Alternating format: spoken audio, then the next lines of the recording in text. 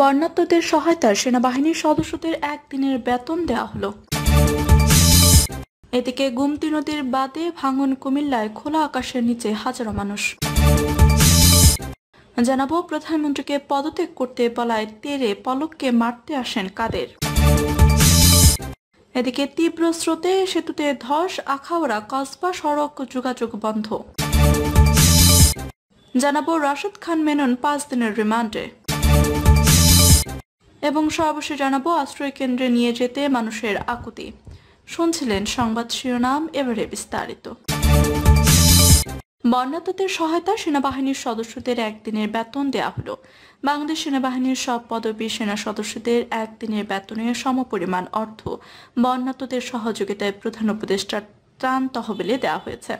আন্তঃবাহিনী জনসংযোগ পরিদপ্তরের সংবাদ বিজ্ঞপ্তিতে আজ শুক্রবার এ তথ্য জানানো হয়েছে। ফেনী, চট্টগ্রাম, কুমিল্লা, নোয়াখালী, সুনামগঞ্জ, হবিগঞ্জে চলমান ভয়াবহ বন্যায় ক্ষতিগ্রস্তদের সাহায্যার্থে মানবতার সেবায় এই অর্থ দেওয়া হয়। এর মধ্য দিয়ে বন্যা কবলিত এলাকায় সেনা সদস্যরা সক্রিয় ভূমিকা পালনের পাশাপাশি একটি মহতী উদ্যোগে সরাসরি সম্পৃক্ত হলেন। গুমতি নদীর বাদে ভাঙন কুমিল্লায় খোলা আকাশের নিচে হাজারো মানুষ। ভারত থেকে আসা উজানের ঢলে ভেঙে পড়েছে কুমিল্লার গুমতি নদীর বাঁধ। এতে নদীর আশপাশে অন্তত 40টি গ্রাম প্লাবিত হয়েছে, পানিবন্দী হয়েছে লাখো মানুষ। এদের মধ্যে অনেকেই আশ্রয় কেন্দ্রে ঠাঁই নিলেও অনেকেই সেখানে ঠাঁই না পেয়ে খোলা আকাশের নিচে আশ্রয় নিয়েছেন। শুক্রবার সকালে ভেঙে পড়া গুমতির বাঁধ এলাকায় জেলার বুড়িংচং উপজেলার 16 নল ইউনিয়নের বুরবুরিয়া এলাকায় এ দৃশ্য দেখা গেছে। সরেজমিনে দেখা গেছে বাঁধের উপর খোলা আকাশের নিচে আশ্রয় নেওয়া এসব মানুষের কেউ কেউ সড়কের পাশে শুয়ে আছেন। এদের মধ্যে অসুস্থ, বয়োবৃদ্ধ, গর্ভবতী নারী সহ অনেক শিশু রয়েছে। স্বাস্থ্য এবং নিরাপত্তার ঝুঁকিতে নিয়েই আশ্রয় নিয়েছেন এসব মানুষ। অনেকেই অটোরিকশাকে ঘরের মতো বানিয়ে সেখানে অবস্থান করছেন। কেউ কেউ সামিয়ানা টাঙিয়ে খাট পেতেছেন সড়কে। বাঁধ ভাঙার বিষয়টি আগে থেকে কিছুটা আঁচ করতে পেরেছিলেন কেউ কেউ। ঘরের দামি আসবাবপত্র, নিত্য প্রয়োজনীয় মালামাল সরিয়ে বাঁধের উপর নিয়ে আসতে পেরেছিলেন সেসব মানুষ। যেসব পরিবারের পুরুষ ছিল না, সেসব পরিবারের নারীরা কোনো রকম জীবন বাঁচিয়ে বাঁধে উঠেন সন্তানদের নিয়ে। ওইসব পরিবারের সবকিছুই তলিয়ে গেছে পানিতে। খোলা আকাশের নিচে এক বুক দীর্ঘশ্বাসী এখন তাদের সম্বল। খোলা আকাশের নিচে আশ্রয় নিলেও এসব মানুষের কাছে পৌঁছানি কোনো ত্রাণ সহায়তা। শুকনো খাবার আর বিশুদ্ধ পানির সংকট পোহাচ্ছেন তারা। কয়েকটি সামাজিক সংগঠন ত্রাণ সহায়তা দিলেও প্রয়োজনের তুলনায় তা অপ্রতুল বলে জানিয়েছেন তারা।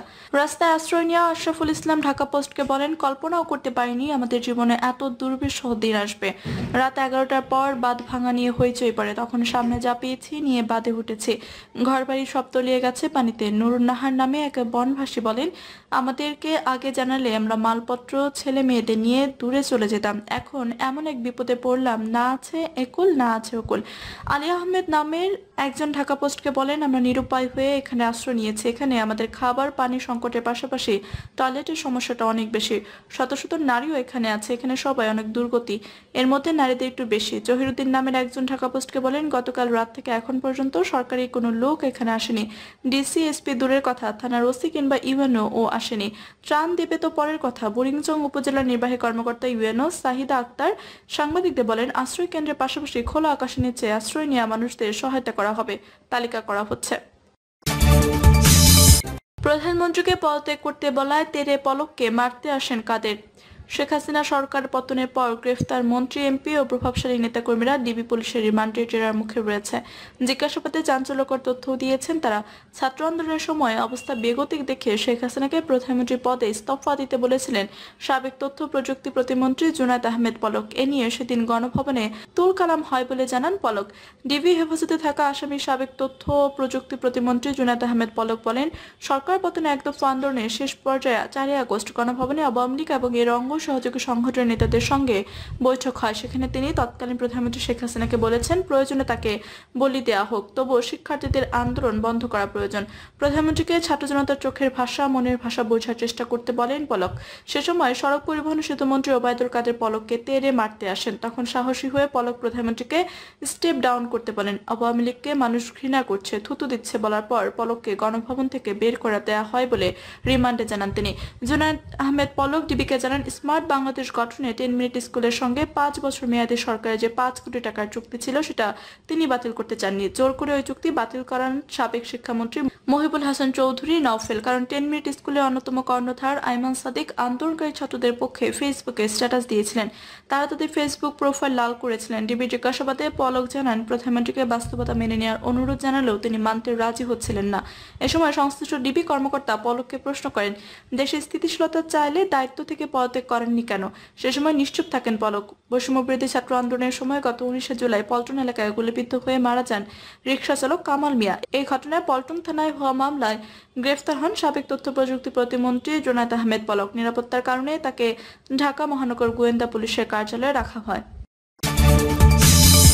তীব্র স্রোতে সেতুতে ধস, আখাউড়া কসবা সড়ক যোগাযোগ বন্ধ।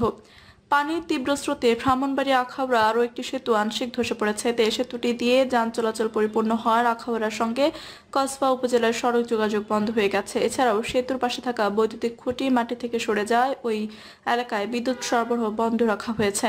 স্থানীয় বাসিন্দাদের সূত্রে সরেজমিনে গিয়ে দেখা যায় পাহাড়ি ঢলের তীব্র স্রোতের পানি বয়ে যাচ্ছে দেবগ্রাম ও মোগরা ইউনিয়নের নয়দিলে সেতুটির নিচ দিয়ে। বৃহস্পতিবার মধ্যরাতেই ঝুঁকির মধ্যে পড়ে সেতুটি। পানির তীব্র স্রোতে ধসে পড়ে সেতুটির এক পাশের দেয়াল। এতে আতঙ্কিত হয়ে পড়ে স্থানীয় লোকজন। পরে ওই এলাকায় জনপ্রতিনিধিরা এসে গাছ ফেলে যোগাযোগ বন্ধ করে দেন। ফলে আখাউড়ার সঙ্গে কসবা উপজেলার সড়ক যোগাযোগ বন্ধ হয়ে গেছে। এছাড়াও বৃহস্পতিবার দুপুর থেকে পৌর এলাকার দেবগ্রামে নতুন নির্মাণ হওয়া একটি সেতুর দক্ষিণ অংশ থেকে মাটি সরে যায়। এই অবস্থায় এক পাশ দিয়ে যান চলাচল বন্ধ রাখা হয়েছে। এখানেও দুটি বৈদ্যুতিক খুঁটির নিচ থেকে মাটি সরে গেছে। তাছাড়া সেতু দুটির পাশে থাকা বৈদ্যুতিক খুঁটি মাটি থেকে সরে যায় যেসব এলাকায় বিদ্যুৎ সরবরাহ বন্ধ রাখা হয়েছে। ফলে কয়েকটি এলাকায় বিদ্যুৎহীন হয়ে মানুষ দুর্ভোগ পড়েছেন। এ বিষয়ে আখাউড়া উপজেলা নির্বাহী অফিসার গাজালা পারভিন রুহি জানান, সেতুর বিষয়ে তিনি অবগত আছেন। ঝুঁকি থাকা সেখানে বিদ্যুৎ সংযোগ বিচ্ছিন্ন করা হয়। রাশেদ খান মেনন 5 দিনের রিমান্ডে। রাজধানীর নিউ মার্কেট থানা এলাকায় ব্যবসায়ী আব্দুল ওয়াদুদকে গুলি করে হত্যা মামলায় গ্রেফতার ওয়ার্কার্স পার্টির সভাপতি সাবেক মন্ত্রী রাশেদ খান মেননের 5 দিনের রিমান্ড মঞ্জুর করেছেন আদালত। ঢাকা মেট্রোপলিটন ম্যাজিস্ট্রেট মোহাম্মদ আলী হায়দারের আদালত রিমান্ডের আদেশ দেন। এর আগে মামলার সুষ্ঠু তদন্তের জন্য তাকে 10 দিনের রিমান্ডে নিতে আবেদন করা হয়। রিমান্ড মঞ্জুরের পক্ষে শুনানি করা আইনজীবী ঢাকা বারের সাবেক সাধারণ সম্পাদক ওমর ফারুকী বলেন, আন্দোলনের সময় গণভবনে 14 দলের নেতা হিসেবে রাশেদ খান মেনন, ইনুরা ছিলেন। তারা সেখানে যে কোনোভাবে আন্দোলন ঠেকানোর কথা বলছেন। তারা স্বৈরাচারী হাসিনা সরকারের টিকিয়ে রাখতে আন্দোলন প্রতিহত করতে বক্তব্য দিয়ে হত্যাকাণ্ড চালিয়েছেন। অপরদিকে মেননের পক্ষের আইনজীবী বলেন, তিনি অসুস্থ, তাকে রিমান্ডে না নিয়ে জামিন দেন, তার চিকিৎসা দরকার। আশ্রয় কেন্দ্রে নিয়ে যেতে মানুষের আকুতি। মিরসরাইয়ে ধুম ইউনিয়নের আনন্দবাজার এলাকা, এখানে আটকা পড়েছে মোহাম্মদ ফয়সালের বোনের পরিবার। আশ্রয় পেতে মোবাইল একটি নৌকার জন্য বারবার আকুতি জানান। অনেক কষ্টে মিরসরাই পৌরসভা থেকে বোনের পরিবারকে উদ্ধারে যান ফয়সাল, কিন্তু নৌকা না থাকায় আশ্রয় কেন্দ্রে আনা সম্ভব হচ্ছে না তাদের।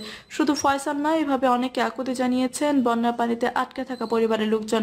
বিশেষ করে ধুম ইউনিয়নের শুক্রবার ইয়ারহাট, মুবারকখোনা, মিনাবাজার, আনন্দবাজার এলাকায় শত শত লোক এখন আটকা রয়েছে। জাহিদ চৌধুরী নামে একজন বলেন, আমার পরিবারের সঙ্গে যোগাযোগ করতে পারছি না, আমি দেশের বাইরে রয়েছে, ঘরের সব মোবাইল বন্ধ।